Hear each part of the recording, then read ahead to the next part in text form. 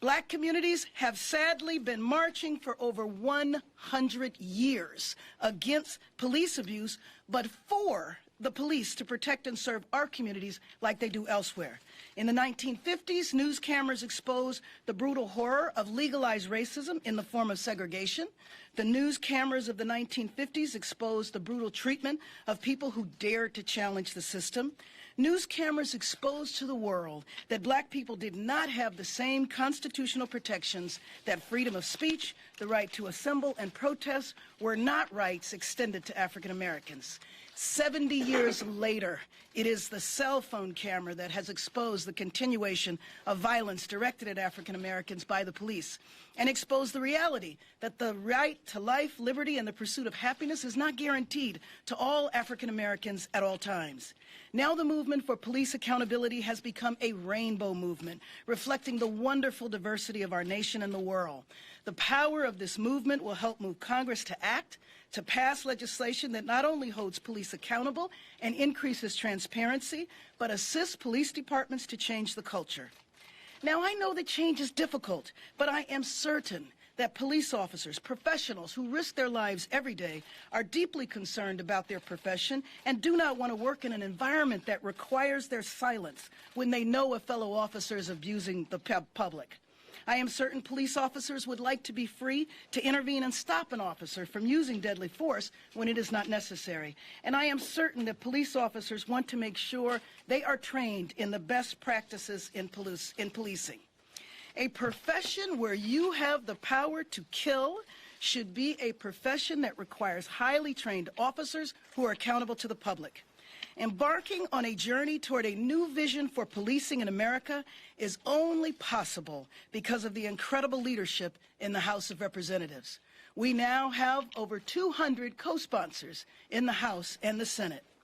Speaker Pelosi has said she wants to see a bold, transformative effort, and that is exactly what justice in policing will do. Join me in welcoming the most powerful woman in Congress and the nation, Madam Speaker Pelosi. Thank you very much. Thank you very much, Karen Bass, for your tremendous leadership. Under the leadership of Karen Bass, many of us had the privilege last year of going to Ghana to observe the 400th anniversary of the first slaves going across the Atlantic. America really there was no United States, but going across the Atlantic. It was a horrible, the kidnapping, the purchase of those slaves, the dungeons in which they were kept, and if they survived that, to be on a slave ship, and if they survived that, to be sold into slavery, and then everything that came from that. When we were in Selma, only just in March, we saw at Brian Stevenson's, one of his museums, a beautiful display, heartbreaking display, but children, little children saying, "Mama, Mama, has anyone seen our mother?" These children separated from their mothers, the cruelty of that. And that's why when George Floyd called out for his mother, when he was subjected to that knee in the neck, it was just a continuation of some horror that has existed in our country for a very long time. So Mr. Clyburn, Mr. Hoyer, our distinguished leader, Mr. Clyburn, our whip, joined Karen Bass, Leader Schumer, two senators, leaders on this issue, Congresswoman Harris, Senator Harris, Senator Booker, in the Emancipation Hall, aptly named for those who built the Capitol of the United States in their honor.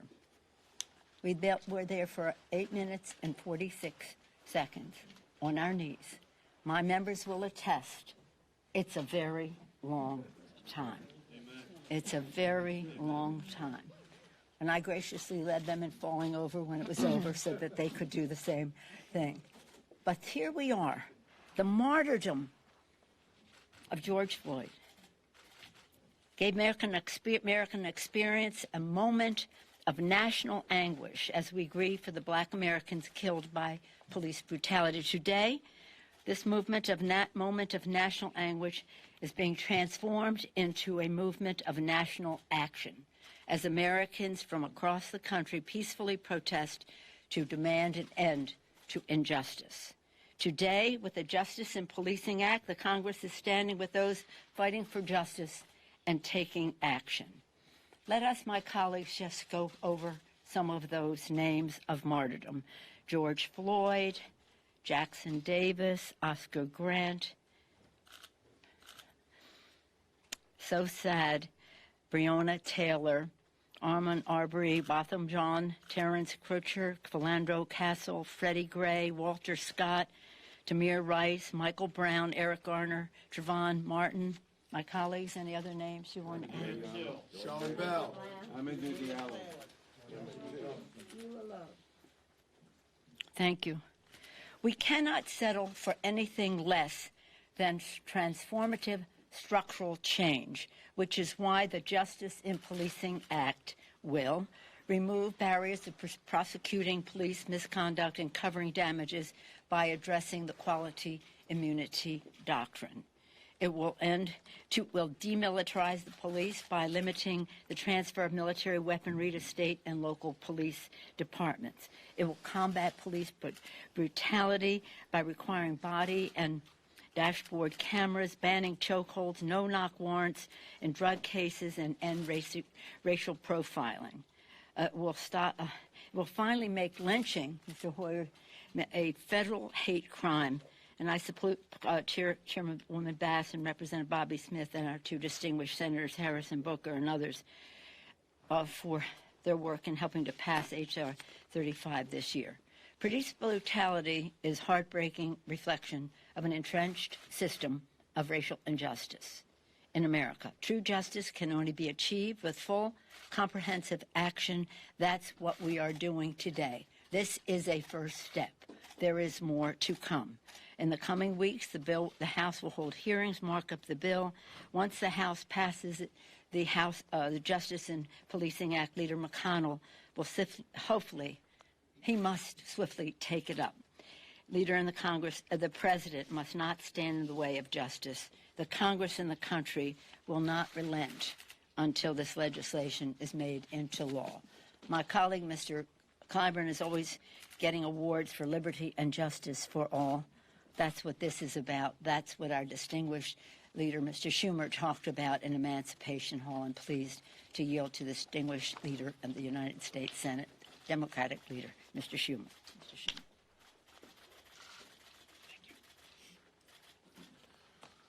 Well, thank you, Speaker Pelosi, and I'm so proud to be joined by so many of my colleagues, Leader Hoyer, Senators Booker and Harris, Representatives Bass, Clyburn, Nadler, and Jeffries for joining us and speaking this morning, and all the support that we have from so many wonderful people behind us. Over the past week, hundreds of thousands of Americans have engaged in peaceful demonstrations against police violence and systemic racism. This large, diverse group, so many of them young, gives us hope that Americans are prepared to march and fight to make this a more perfect union once and for all. And so today, we are taking the first of many steps, many necessary steps, to respond to this national pain with bold action. As my colleagues will explain, the Justice in Policing Act proposes crucial reforms to combat racial violence and excessive force by law enforcement through strong accountability measures, increased data and transparency, and important modifications to police training and practices. This has never been done before at the federal level. In the Senate, Democrats are going to fight like hell to make this a reality. Americans who took to the streets this week have demanded change. With this legislation, Democrats are heeding their calls. Now we must collectively, all Americans, raise our voices and call on Leader McConnell to put this reform bill on the floor of the Senate before July to be debated and voted on. Now, some Senate Republicans have acknowledged egregious wrongs, but few have expressed a need for floor action. Too many have remained silent. Maybe they're hoping the issue goes away. I promise them it will not. Democrats will not let this go away, and we will not rest until we achieve real reforms. Leader McConnell, let's have the debate, not just on TV and Twitter, but on the floor of the United States Senate. A divided nation cannot wait for healing, for solutions. The poison of racism affects more than our criminal justice system. It runs much deeper than that. There are racial disparities in housing and health care, education, the economy, jobs, income, wealth. And COVID has only placed a magnifying glass on them. It is our job as representatives of an imperfect union, to right those wrongs, bring the reality and promise of America into closer alignment. Equal justice under law is one such promise. That's what this morning and the Justice in Policing Act is all about. The centuries-long struggle to make those words actually true for Black Americans and every American. Senator Hoyer, Congressman Hoyer. Leader Hoyer.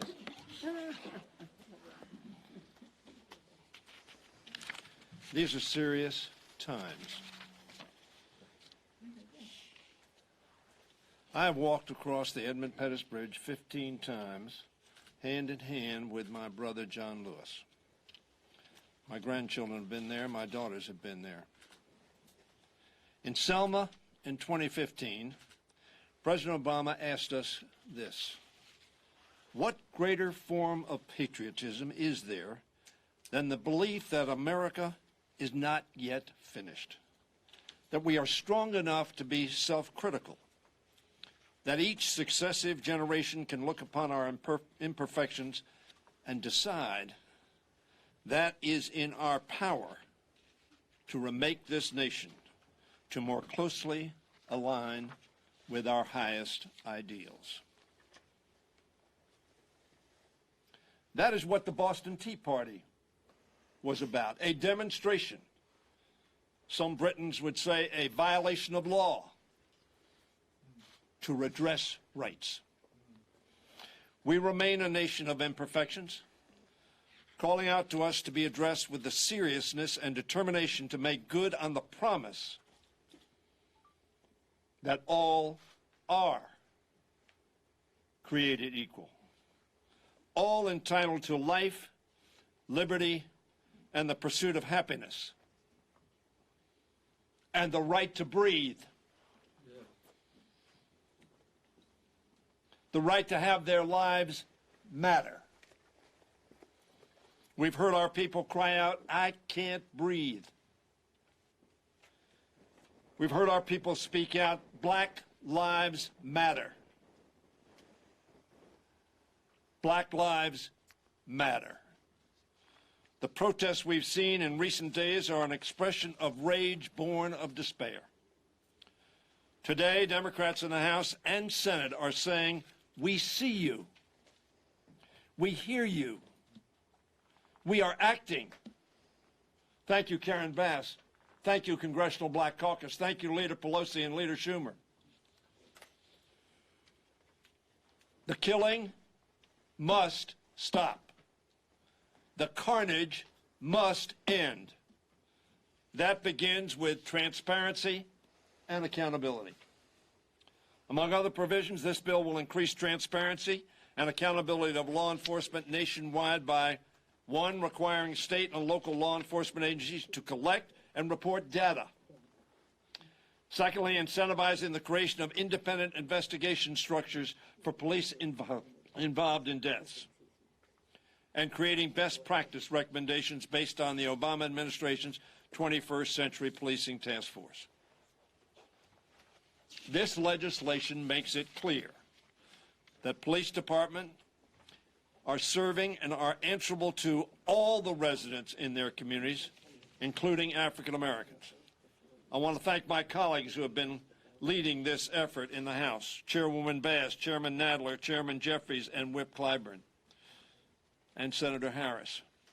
We keep in our minds today the word of our dear departed colleague, Elijah Cummings. We are better than this.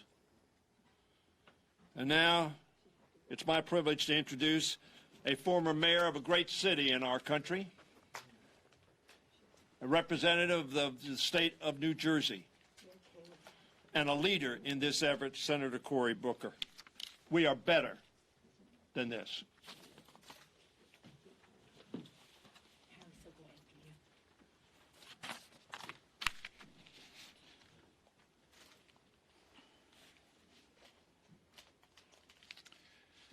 We in America are one precious same nation, but we have a wildly different set of experiences with the police, where Black Americans live in fear of police interactions, disproportionately having our common ideals of fairness trampled, where Black Americans disproportionately have our rights violated, where Black Americans disproportionately and unjustifiably have experience violence at the hands of the police, and where Black Americans, unarmed, are killed by police at grievous and wretched rates. In this moment in America, knowledge of this and acknowledgement of this is necessary, but it is not enough. Empathy and sympathy and words of caring for those who have died and suffered are necessary, but it's not enough. Having a nation that in all 50 states, millions of Americans of all ages, religious and racial backgrounds are standing up in nonviolent protest has made this moment possible. But it's not enough.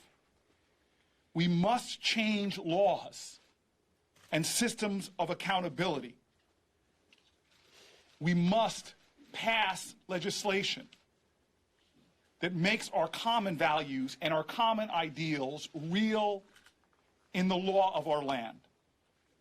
This bill focuses on accountability and transparency in police, specifically the federal statute that governs police misconduct, Section 242. It changes the difficult statutory standard of willfulness, makes holding police accountable too difficult, and it changes that standard from being willful to being reckless disregard. It also establishes transparency, making certification requirements that now vary by location, where cities and towns do not share critical information with each other, making it far too easy for problematic officers to be fired in one town and easily hired in another. This bill closes a dangerous loophole by creating the first ever national registry of police misconduct to better record and track police abuses, to give transparency to local citizens, helping to create the necessary accountability. I want to thank the leadership of Speaker Pelosi and Leader Schumer. I want to thank the head of the Congressional Black Caucus and all the members of the Black Caucus. I want to thank my partner, Kamala Harris, for her leadership in making a real piece of legislation, sweeping and historic.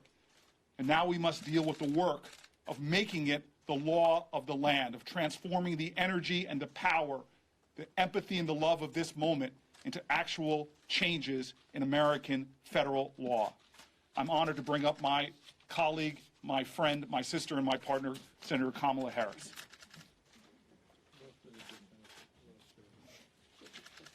Thank you, Brother Cory. Thank you to Speaker Pelosi, Leader Schumer, Leader Hoyer, Whip Clyburn, CBC Chair Karen Bass, my brother Cory Booker, Chairman Nadler, and Chairman Jeffries, and everyone for the work that so many of you have been doing for decades. Shouting and passing or writing legislation and requiring that America take seriously this issue of policing and take seriously the issue that when the people are marching in the streets, it is because they are fully aware of the history of this issue in America, and they've had enough.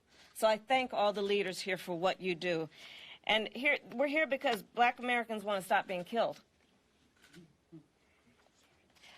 Just last week, we couldn't even pass an anti-lynching bill in the United States Senate. So when we look at where we are now with this piece of legislation, we have to understand, yes, as a country, we've seen great progress, but just last week in the year of our Lord 2020, we could not get an anti-lynching bill passed in the United States Senate. But we are here today with common sense solutions to hold, at least at the federal level, to hold police accountable. But we know this is an issue that is not just at the federal level. It is at the state and local level as well. But we are here today to say in our position as leaders in our federal government that reform and change must happen, and it must happen now. And let's be clear, reforming policing is in the best interest of all Americans. It is literally in the best interest of all Americans, because this is a basic matter of fairness and, as so many have said, justice. But to be clear also, there is a broader issue that is not being addressed in this bill, and that is what we must do as a nation to truly achieve safe and healthy communities.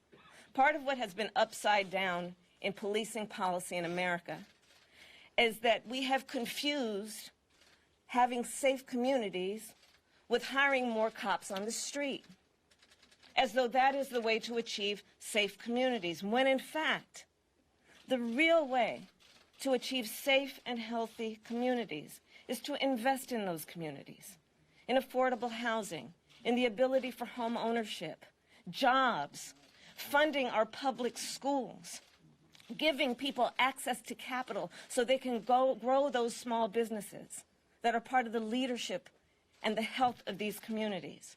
So ours is a bill that addresses a very specific matter under a larger umbrella of all that must be addressed when we talk about the need for safety and safe and health communities in America. This specifically is a bill about accountability and consequence for bad behaviors by those who have been invested by society and the people with the ability to wear a badge and carry a gun. And let's be clear, many in America right now already live in places with minimal police presence. Go to any middle and upper class suburb, and you will not see the kind of presence of police that you see in other neighborhoods. But you will also see in those communities that those families have jobs that allow them to pay the bills and keep a roof over their head. You will also see in those communities thriving schools. You will also see in those communities access to affordable health care, or families that can afford access to health care. So what we are doing today is saying that we need to have consequence and accountability in America for policing, but we also know that this is not the way that we are going to achieve healthy and safe communities. It is but a part of a much bigger issue that we still must address. So in closing, I'll just mention a few of the other points that are in the bill that are very important. And I say this as a former prosecutor. We need a national use of force standard. Right now, the question asked if there is police misconduct and excessive force is to ask of that use of force, was it reasonable? Well, as we all know, we can reason away just about anything. The appropriate and fair question to ask is, was it necessary?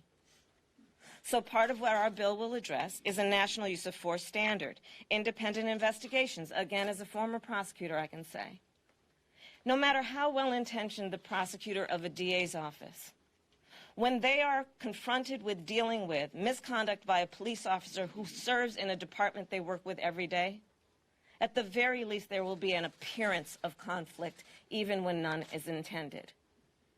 If a justice system is going to be robust and real, it must not only do justice, there must be an appearance of justice and confidence by the public that justice is being done in that place. So independent investigations, and then the last piece that I'll add is the pattern and practice investigations.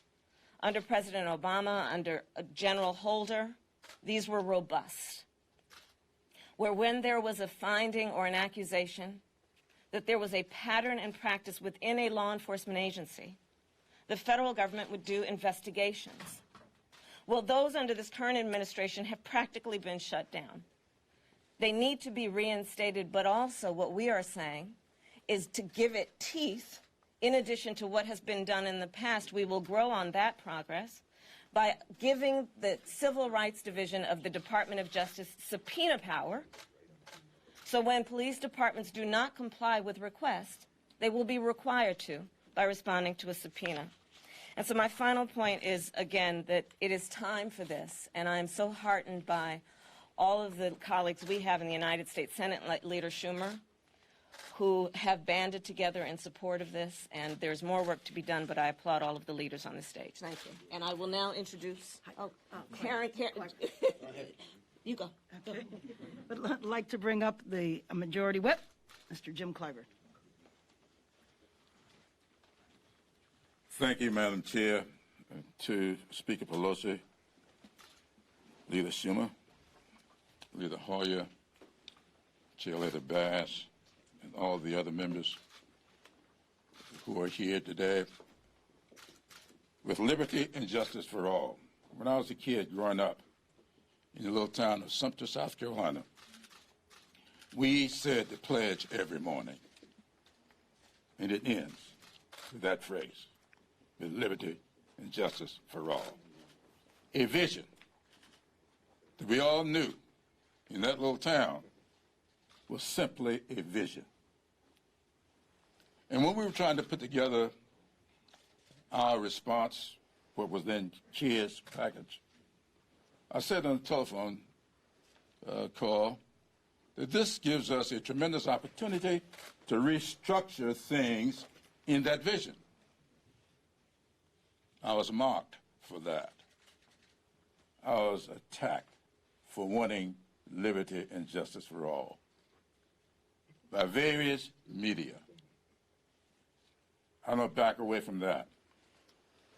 We're here today in search of that vision, liberty and justice for all.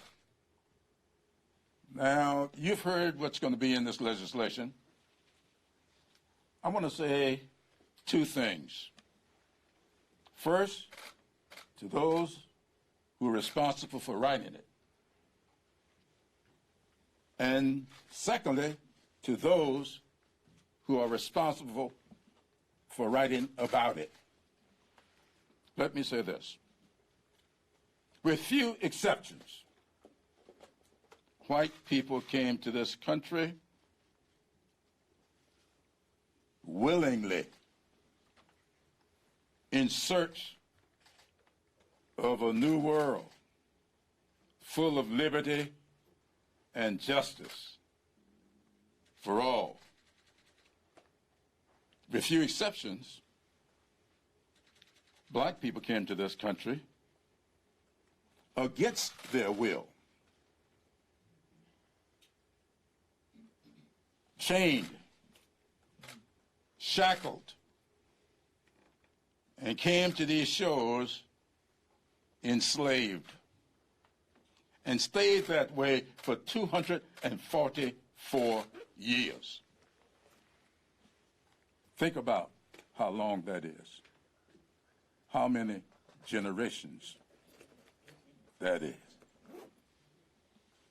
It was a long time, 8 minutes and 46 seconds. That was a long time to be on one knee.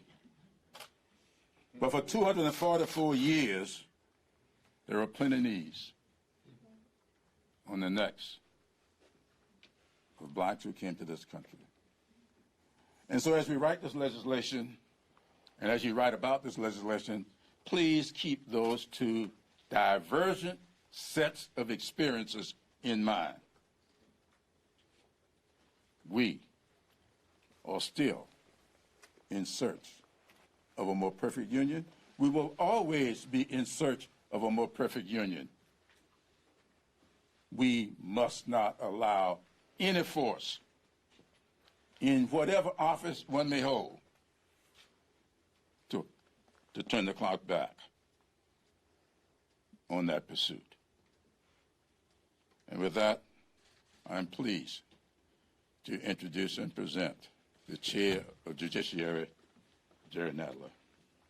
my classmate.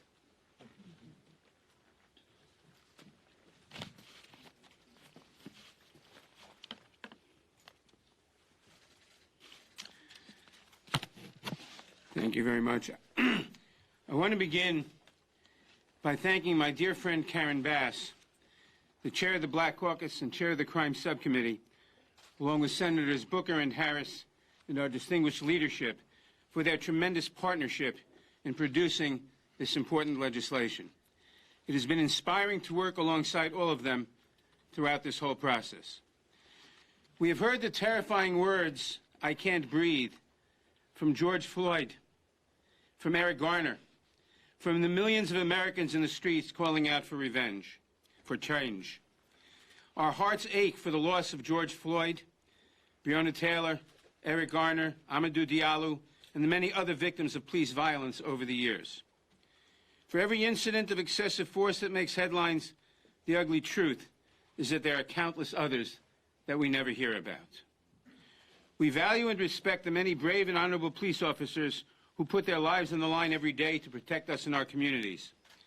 But we cannot be blind to the structural racism and injustice that pervades far too many of our law enforcement agencies.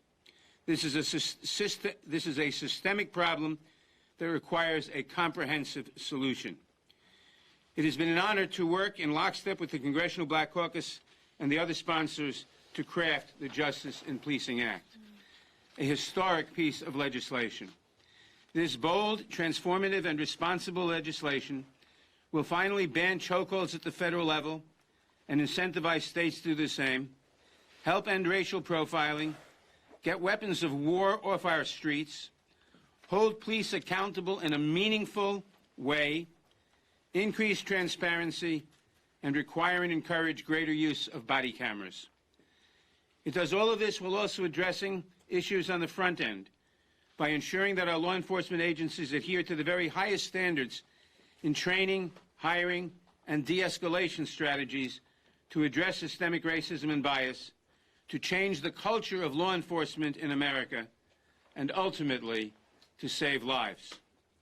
It creates the first ever national accreditation standard for the operation of police departments, and it creates law enforcement development and training programs to establish best practices based on President Obama's task force on 21st century policing. It also reinvests in our communities and empowers them to shape the future of policing through grants to community-based organizations for task forces on policing innovation. On Wednesday of this week, the House Judiciary Committee will hold a hearing on the crisis of racial profiling, police brutality, and the lost trust between police departments and the communities they serve. I expect that what we learned during that hearing will only strengthen the case for this legislation, which we hope to take up in the committee in the coming weeks. The streets are flooded with protesters across the nation and around the world right now. They are outraged. They observe moments of silences. They take the knee. They are tired of empty promises. They are demanding justice, and they are demanding action. And I say to them, we hear you. We are inspired by you. We are taking action with you. And together we will change laws because of you, and we will make a difference. Thank you. And I now have the great pleasure of introducing the chair of the Democratic Caucus, Representative Hakeem Jeffries.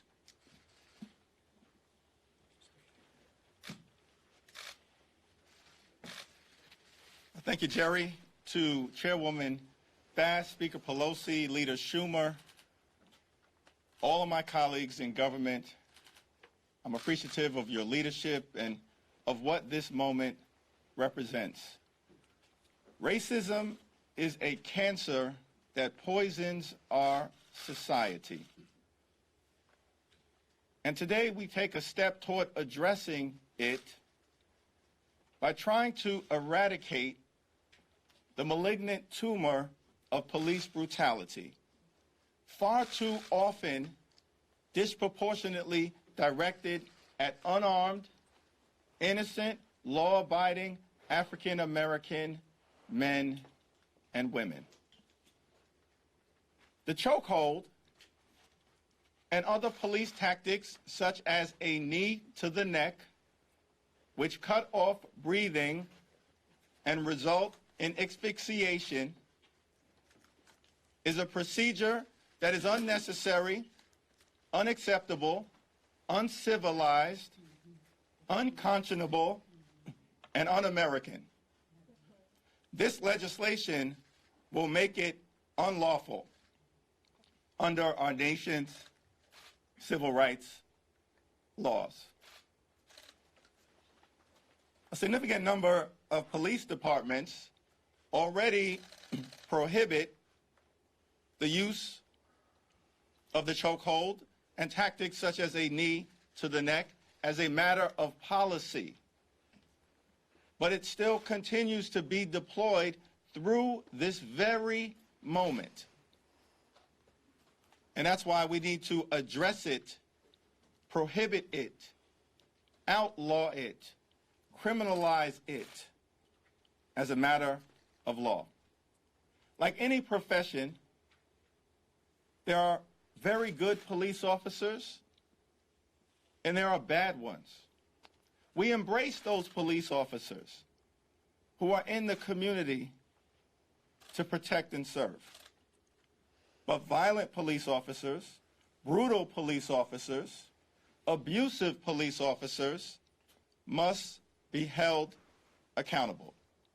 The Justice in Policing Act will reform the doctrine of qualified immunity in order to make sure that victims of police brutality can vindicate their full rights under Section 1983 and our nation's civil rights laws.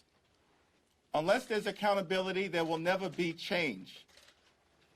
Unless there's change, brutality will continue. And then we'll be trapped in a vicious cycle of anguish and despair. Lastly, African Americans have been in this country since before there was a country. We arrived on these shores in 1619 in shackles. And as a result of our blood, our sweat, our tears, our intellect, our ingenuity, our hard work, we helped to build this great country. And all we've ever wanted is to be treated equally. Not better, not worse, equally. Why has that been so difficult to achieve? That's all we've ever wanted. Equal protection under the law, liberty and justice for all, treated with courtesy, professionalism, and respect by law enforcement. All we've ever wanted is to be treated equally. The Justice in Policing Act represents a strong, necessary, bold step in that direction, and I thank my colleagues for their leadership. I now yield to the distinguished chairwoman of the Congressional Black Caucus, Karen Bass. Thank you, Mr. Chairman. Next year will be the 50th anniversary of the Congressional Black Caucus. 50 years ago, there were 13 members of the Congressional Black Caucus, and one of them, Representative Metcalf, he was the one that came up with policies related to police abuse over almost 50 years ago. So it is in their history, their legacy, that we stand today and to continue on. And I just want to thank all of my colleagues that are here today, because we're not in session today, and you came in specifically for this. And I just want to thank you for being here and for standing in solidarity with this legislation. Let me say also that one of the beauties of this bill is that many members of the Congressional Black Caucus have legislation, individual bills that are a part of the larger bill because they've been working on it for so long. I just want to briefly mention their names and open up for questions. Representative Sheila Jackson Lee, Hank Johnson, Representative Clay, Bonnie Watson Coleman, John Lewis, Representative Butterfield, and Presley. And with that, I'd like to open it up for questions. Yes. Thank you, Chairwoman Bass. Because there are so many of you here today who believe in this legislation, I was wondering if you could, maybe with a show of hands, demonstrate how many of you are confident that this legislation can actually cross the finish line, that it can actually become law in this current political environment. You want us to raise our hands? Sure. There you go. Confidence in President Trump? That's part of it. Can I just say that one of the things that gives us confidence is the fact that there are thousands of people around this country marching. There is a movement that has caught fire, that is multiracial, and that has also spread around the world. And we need to think about how the United States appears around the world when we go out and promote human rights. The world is looking at us. That's going to help us over the finish line. Yes. Chairwoman, to follow up on that, the president tweeted, "Law and order, not defund and abolish the police. The radical left Democrats have gone crazy." I'm not asking you to respond to the president's tweet. Really? But Why? that is the narrative. Oh, that, you're not going to. Good. Yeah, no, that is the narrative that the president and Republicans could very well likely create around this legislation. So how do you respond to that? And also, can you also just on camera tell us why you're wearing the kente cloth, the significance of today, why you're wearing it? The significance of the kente cloth is our African heritage, and for those of you without that heritage who are acting in solidarity, that is the significance of the kente cloth, our origins and respecting our past. Would anybody? I mean, I'm happy to respond to that, but if anybody else would like to, you know, I think for us, especially when it comes to this legislation, we feel it is transformative, that it will transform the relationships that our communities have with the police. And I think that in terms of the law and order message that the president is spewing out of there, there's nothing new about that message, and I do not believe it will be successful. Yes. Yes, Senator Cotton called for an overwhelming show of force, suggested maybe the 101st Airborne, 82nd Airborne should be brought in. He also told Politico that he doesn't believe you can say that there is systemic racism in the criminal justice system. I wonder if you could respond to those two ideas. Yeah, I can. You want? Would somebody like to respond? Mr. Whipclay. Many of you have heard me go to Tocqueville's description of what makes this country great. And he wrote in his 2-volume book, Democracy in America, that America is not great because it's more enlightened than any other nation, but rather because it has always been able to repair its faults. That's what makes this country great. And most right-thinking Americans know that the greatness of this country is at stake. We have unveiled, for whatever reason, some faults that need to be repaired, faults in our healthcare system, faults in our judicial system. So let me say to Mr. Cotton, pick up in the history book of America. I would ask him to please just read the history of Isaac Woodard, a black man who came home from World War II on the bus from Fort Gordon, Georgia, trying to get to South Carolina. And he was stopped, taken off a bus in Batesburg, South Carolina, by a deputy sheriff. He was in his uniform. And that deputy sheriff took his billy stick and punched his eyes out. Is that institutional in law enforcement? And that has been the foundation upon which law enforcement in many parts of this country have been established. Cotton is from Arkansas. He ought to be ashamed of himself. Let me also add, I represent the heartland of America. Missouri is just north.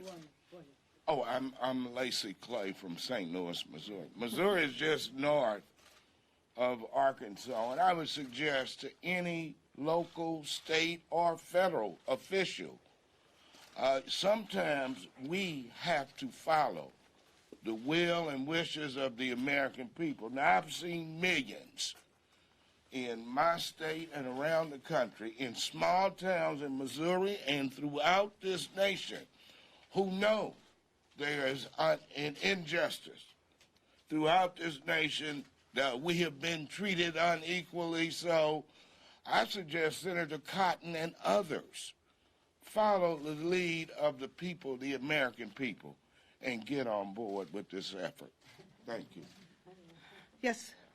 I think, both Republicans in both the House and Senate said that a compromise can be reached, but, in order to do this, House lawmakers need to be called back to the House. Speaker Pelosi, would you like to address that? That's what Senator McCarthy has said. He's Senator McCarthy. He was censured about 50 years ago. Joe McCarthy. I've heard Leader McCarthy's comments. We are working. We're here on behalf of the American people, not just African Americans, but the American people. Committees are working today. And I've said I'm going to call the House back as soon as this legislation is ready to hit the floor. And we're going to vote on it. And I'm confident it's going to pass the House. But sadly, I'm not confident that a body that has not been able to pass the Emmett Till lynching bill will pass this bill. I hope so. And I hope the President doesn't adopt your premise. I hope he adopts a premise of justice for all. And if he does, America will be better. Yes. Councilman, the Minneapolis City Council has done a sort of, people are calling it defund the police. Is that something that your caucus supports? Is it something that can happen in a federal way? Or is that just... Well, I can't imagine that happening in a federal way, but let me just tell you that part of that cry is a desire for there to be significant higher investment in communities. Looking at why police are needed, what happens, what are the root causes of the problems in communities. And a lot of people feel when it comes to the defense budget, maybe that money could be used in different ways, and I think that that's a similar issue.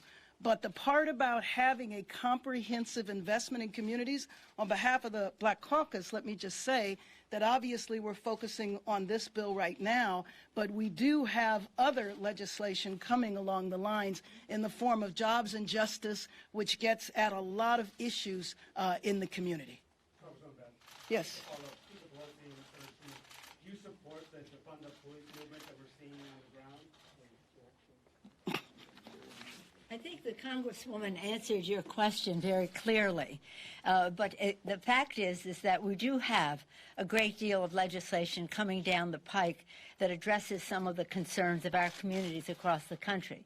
One of them that I wish the Senate would pass right away is the HEROES Act. And in the HEROES Act, we support community, state and local governments. We support the disparity in the coronavirus, how it attacks communities of color. And we would hope that the Senate would not ignore that and would pass the legislation. And we would hope that we'd put more money into the pockets of people who really need that now. And so we have that. And then following that, Mr. Hoyer has on the schedule that before 4th of July, hopefully, we will pass the Affordable Care Act, Stabilization Act, which will provide more fairness and access to affordable health care in our country. As Mr. Clyburn mentioned earlier, that's a challenge, as well as our infrastructure legislation that will build America in a green way, providing jobs. That's what we said when we ran in 2012. We were going to, for the people, lower the cost of health care by lowering the cost of prescription drugs and keeping the pre-existing condition benefit. We were going to lower health care costs, bigger paychecks by building infrastructure in a green way, and third, cleaner government with Mr. Lewis's provisions in there that are about voter suppression, ending voter suppression, and the rest. So there are all kinds of ways that we come at this. The fact that the distinguished chairwoman mentioned, this isn't, and as she has said and others have said, we want to work with our police departments. There are many who take pride in their work. And we want to be able to make sure that the focus is on them. But there are many things we call upon our police departments to deal with: mental health issues, policing in schools, and the rest, that we could rebalance some of our funding to address some of those issues more directly. But this isn't about that, and that should not be the story that leaves here. The story that leaves here is, as Mr. Clyburn said, liberty and justice for all. Mr.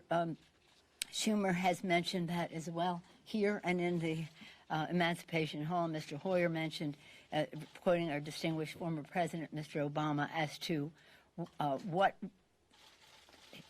modesty or humility or patriotism says we know we have to do better in certain respects. So let's focus on what Lincoln said: public sentiment is everything. With it, you can accomplish almost anything. Without it, practically nothing. The public sentiment could not be clearer. We need to make some transformative change, not incremental, transformative change. And as we do so, we will change policy as we do in this legislation. We will use all the tools at our disposal to make sure that we are moving toward a more perfect union with liberty and justice for all, and have those debates at the local level, that is a local decision, a local level. But to do so, that doesn't say we're going to pile more money on to further militarize the police. No, we're going to address mental health issues, education issues in our communities as well. And I don't want anyone to get the impression that but for some of the stuff we're doing now, many of these people would be not productive members of society. They will. We just want to make it easier for them in the communities to be able to be treated equally, as Mr. Jeffries mentioned. And I thank, where did he go? Our chairman of the Judiciary Committee spent his life on these issues about fairness. Thank you, Mr. Nadler, for that. So everyone here knows what they're talking about and what they're doing. And the safety of the American people is an oath that we take to protect and defend. That's our responsibility. We know that their safety is important, and to do so in a constitutional way and not in some slogan-eared tweeting way that the president may put forth. So we feel very confident about the path that we're on, not only with this legislation, but what will come next. And we'll do so listening. As Steny said, we hear you, we see you, and your views are important to us as we go forward. It's a pretty exciting time. This is a transformational piece of legislation. This is an important day. The martyrdom of George Floyd, and by Tuesday, by tomorrow, may he rest in peace, has made a change in the world. So let's not get into these questions that may be from the small minds of some, but as far as safety is concerned, but look at it writ large. With that, I yield back to the distinguished chair. Two things very quickly. One, the bill does not provide any new money for policing. And two, there is a provision in the bill for grants to communities to have projects that begin to re-envision what policing might be about in a particular neighborhood. And let me also say, as the speaker said, public sentiment. So the polling for public sentiment is 80% in support of peaceful protests, where people now recognize the challenges in our policing system. Let me bring up Lisa Blunt Rochester from the great state of Delaware. Thank you. Thank you, Madam Speaker, and to all of the leadership here. John Lewis is not here, but he is our colleague, and he has been the conscience of the Congress. And what he probably would say is, let's keep our eyes on the prize. Let's keep our eyes on the prize. Everybody in this country can do something that nobody else can do. We are the Congress. And what we're doing here today is our role There will be state and local governments that will call for things in their areas. But there was a question at the beginning where we were asked to raise our hand about our belief in whether this could happen or not. Well, I looked at some of my colleagues like Bobby Scott and Rosa DeLauro and others here. When I started 3.5 years ago, I would not have believed that we would have had paid family leave or sick time. But the times called for it because of COVID-19. This is the time. This is the time. As Fannie Lou Hamer said, we are sick and tired of being sick and tired. And so that's why you see us flying in from across the country, because we're doing our job. And so for all the distractors out there, masters of distraction, we're keeping our eyes on the prize. We're keeping our eyes on the prize. And we need that to be the story. State and local will do what state and local needs to do. Those folks, those young people, those old people, those black, white, native people who this country, if we really want to go deep, we're trying to rebuild the foundation. That's all. So keep our eyes on the prize. Well, with that, I think that's a great close. And let me just end by saying that as we address the question of police abuse, we understand that it impacts many different communities, not just the African American community, the Latino community, the Asian community, the Native American community, and we are united in getting justice in policing passed. Thank you very much.